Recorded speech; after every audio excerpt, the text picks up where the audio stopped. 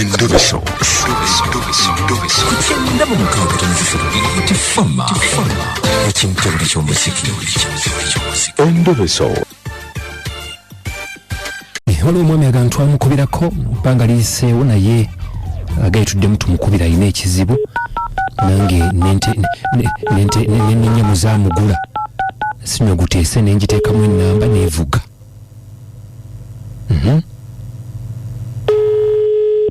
Sebo nkulamusizza nnyo. Oyogera ne Kadima ku beeti wano. Sebo gye baliko. Njogera n'ani ono kuba essimu baŋŋambye nti obwedde okubira mwami Kaboggoza. Sebo oyogera ne mwami Kirembwe nga ndi Kasaamu wano. Kasaamu kiririddawo. Kasanje. Oli Kasanje?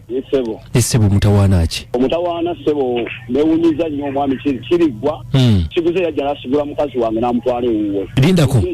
Omwami yajja n'asigula mukazi wo. Bamuyita ani? Kirembwe. Body friend Kasanje gombola ye Kasanje mwendi dimwero siye taba yasigula mukazi wo we yasigula mukazi wange n'amutwala ewuwe bwe yamutwala n'amaliriza nemugamba munnange kolaki va ku mukazi wange bwe yagala ne mugamba mukazi twala sina kyenkolaki sina kyenjagala ojja kufaako kewaleekaana mpulize bulungi ensonga zo. Kati yakomyewo najja ewange n'aŋŋamba nti mbadde nsaba kwetoka jangu nkugulire bbiya onyweko okuba nti omukazi wamusuula ddala kituufu naye koda kikazikazi.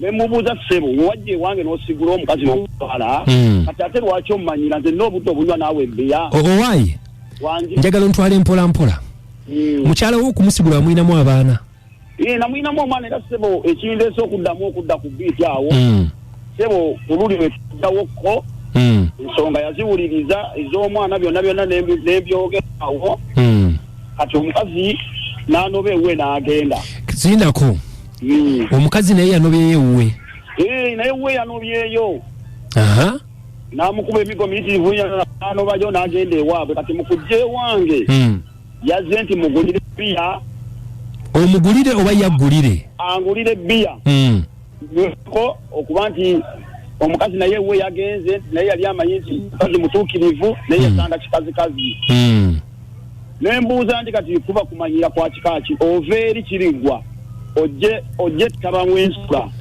ekirigwa kiri sayidi ki ettaba ekirigwa kiriwa Kirigwa ye musajja abeera wa wange abeera woti woyita wova ettaba abeera mu Luwule yavudde mu Luwule najja ewuwo najja wange n'akugamba atya n'aŋŋamba nti ajjangulira ebbiya nweko okuba nti yasigula mukazi wange empala neggwewo tuyerekereze angulire ebyokunywa tube nga tuli bulungi nemukuuza gwe yatumye nemugamba gwe yatumye nyinza okukuba n'enkumbi omanyi nti ebizibu bye nafuna ku mukazi oyo n'okukera mu makya nemwanjula kati obudde muno bwasujja ewange azza netondera amuzza ewange oba ezo saawa mmeka yazze saawa 3 kumakya ez'okumakya oba yabaddeko ekikyamu ku mutwe yabaddeko ekikyamu yabaddeko ekikyamu okujooga bajogera nkono neewunyisizza nnyo kati omukazi we yagenda n'abaana bo omukazi omwana mulina era Sebo we najjaawo omwana mulina nakati mulina omwana wange omwana obeera naye naye alekerawo ejjoogo ly'okunjooga alekerawo okunjooga tandiramu kundeetako kamanyiro kuba okukaba kamanyiro ove mmakaago omukazi yatangavekuwo wenyini n'omugja ewange n'omutwala ewuwo kati amulemeredde kati akulemeredde omuwadde sente agenze ewaabwe ate ojja ngamba ongulira ebbiya addaze kumpa butwa ensonga esooka ye musajja atatuukiridde musajja muzibu nnyo n'amayembe gennyini agayina ayina n'amayembe mbadde sikimanyi kati yabadde azze ewange andeetere mayembe aga andete ku bibbiya gwengenda okunywa nanga nzite ensonga nga mpanvu naye kyekintu ekisinga okunnuma era omukazi we yakera mu makya n'atambula n'agenda n'ava ewange nyini yamututte nze omukazi nategeera nti mu mikono egyange avuddewo maze okugenda ewaabwe ekamwenge Yave Kamwenge najje uwe ne musanga ngewe wali bulungi.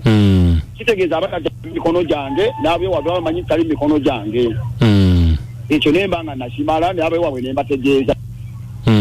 Naye obudde buno ekintu ekisinga okunnuma kwagala kummanyira ate. Wafuna omukazi omulala?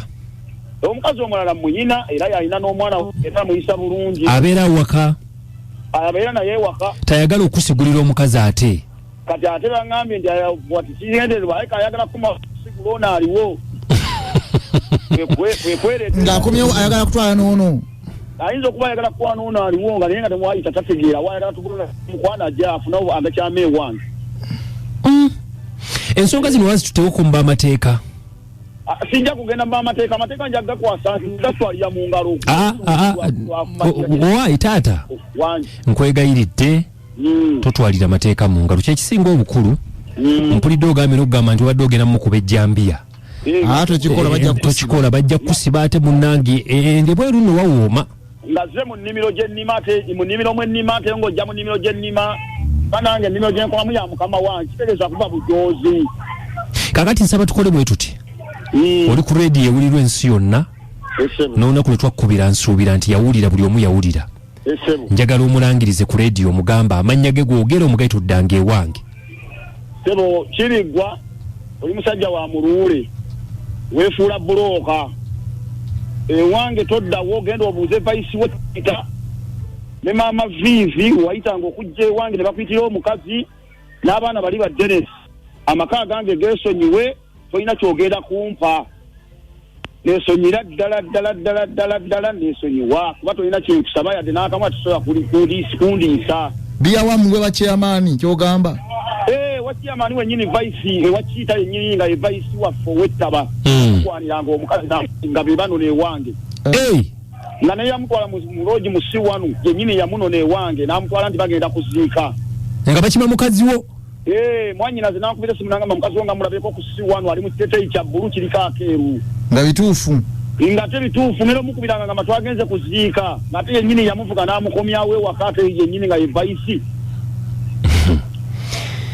Taata wangi sebo tukusaasira sebo kalugendeko mbawuliza batuwe ku magezi sebo tulabe kasita ku oli owuliriza twongere okulaba ekyo kijja kuggwa kubanga nabadenja nnyo n'omukazi ono muddemu mukubire ku namba ye wakubate namba ndi wano kusobodde gikopolola nandigibawadde naye nyine muddamu ne mumuteeka. Nze nsaba nti omukazi engeri gye yagenda oyo omukazi mwesonyi mulabe nga Mr. Call era simwagalirako ddala mulabe nga loosi mulabe nga maama w'omwana wo bw'aba ayagala okulaba omwana omuwanga n'amulaba kuba omwana ye yamuzaala yennyina naye bino byakuddamu kukwatagana na mukwana ebyo byo bijjeewo kati ndowooza ne gye yalaga olabayo ekyatuukayo baamuggisayo obuswanyu kakati munaye mukama bw'atyo bw'akola ebintu bye naye saagala otwalire amateeka mu ngalo guma bugumi katufune okuwabula okuva mu bawuliriza abaffe kale weebale nnyo sseba amanya nze Kirembwe Godfrey nga ndi mu kola ye Kasanje Town Council. Kale akume esebo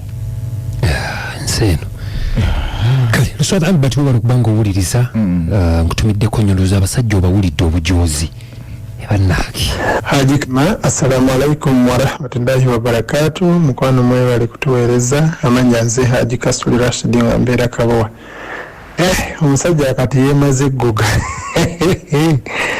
yamaze bwe kamwatudde ku radio anaweerako obuulyawo naye baaba abasajja bayitiriza okujooga jooga nnyo kati Kiriggwa singa abadde wenga gwe baatwala haja tiwamawuno nze nsigadde ndi Haji Kasuli Haji Kadima mukwano wala tuweereza amanya ddete nampanywane Kabowa ate oyo omwana mulenzi alina akamanyiro kangi bw'oba atwala mukamuno n'asirika ate ekikuzaayo kiki akakamanyiro kajja mu oluba lw'ejjambiya kwaga amannyo sigadde ndeja tinamponye Kabowa akabalangulu